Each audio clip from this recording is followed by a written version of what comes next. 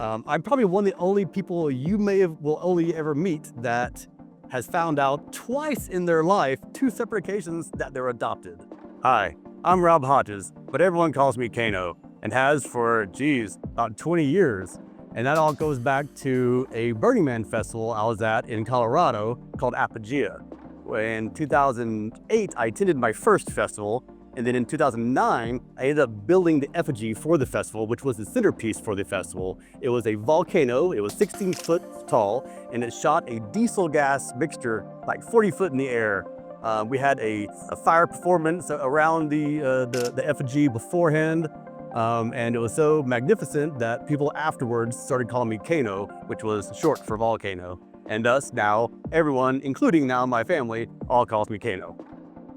So to give a little bit of a background and history on who I am, I think it's best to start off with about when I was 17 years old, I learned that I was technically adopted, or at the time I learned I was being raised by my grandparents. That, I think, kind of like helped develop me and kind of created my character, because I'm very much an independent, very much an outgoing person, an adventurer. I love the adrenaline rush of the adventures. So I ended up joining the military so that I could be a Navy SEAL. That was my young ambitions, to be a Navy SEAL, because I wanted to skydive, I wanted to swim the ocean, I wanted to do the most impossible stuff.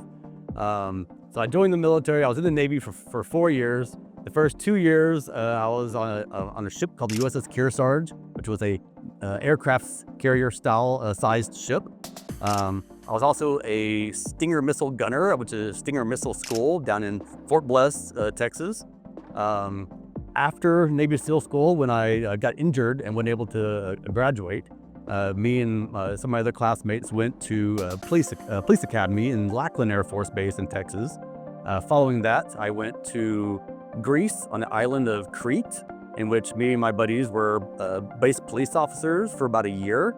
I loved it there because me and my buddies, we were rock climbing, we were spelunking, we were rappelling, we were snorkeling, spearfishing, doing beach volleyball, all these wonderful, wonderful outdoor activities. After I got out of the military, after my 4 years, and after being there in Greece, so I was discharged in Maryland and Washington, D.C. But that's also when I was introduced to the underground rave scene. I was always a electronic listener, a very avid EDM electronica head, even back then. And we're talking about pre-90s, late 90s.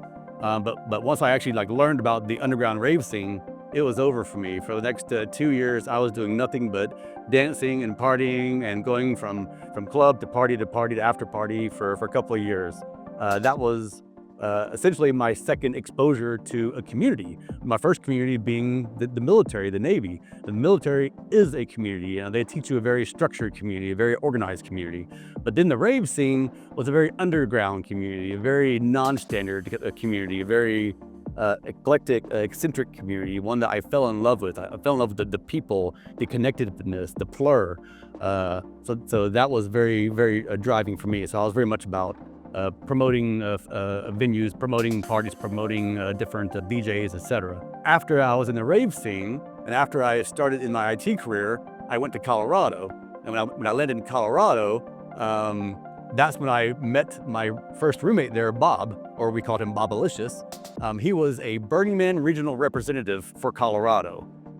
He was my first introduction to the Burning Man community, which in my opinion was like the next level up from the underground rave community. It was like what us rave kids did, and after we got our careers, we got a little bit of money, and then went out in the desert and created a much, much, much bigger scene.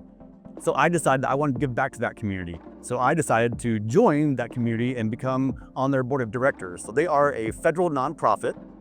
So I became one of 9 members on their board of directors for 3 years. So it's very much about building the community, and about connecting people, not about your personal gain, about profiting, things like that. And now, I've now then shifted from Apogea and from the Burning Man community to try to take some of those lessons that I learned in that community to what we call the default world, which is outside of Burning Man, the default world. So we're gonna try take some of those lessons and use them to build community and develop a very rich digital nomad community via applications, via tools, via online platform called Listo Travel.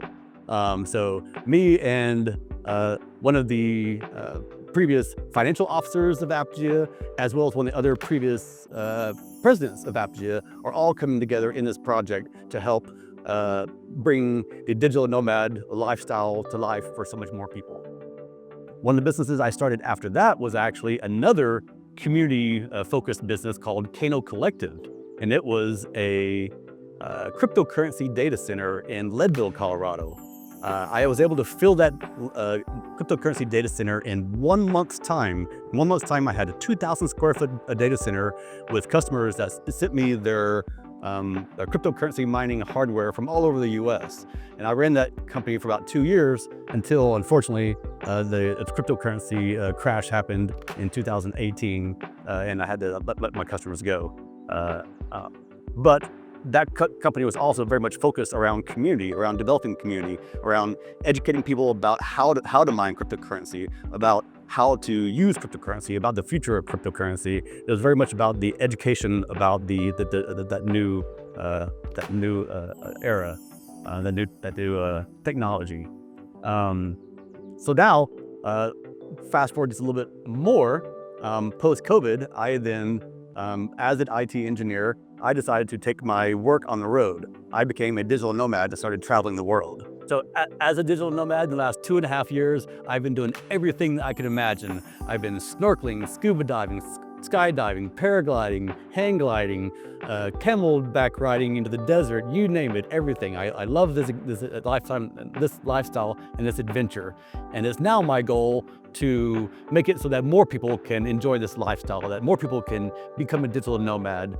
So I'm now focused on creating community for digital nomads. And now that's what this channel is going to be all about, me and my effort to create an application, to launch an application specifically for the digital nomad community and other solo travelers out there. So stay tuned and watch as we this crazy adventure.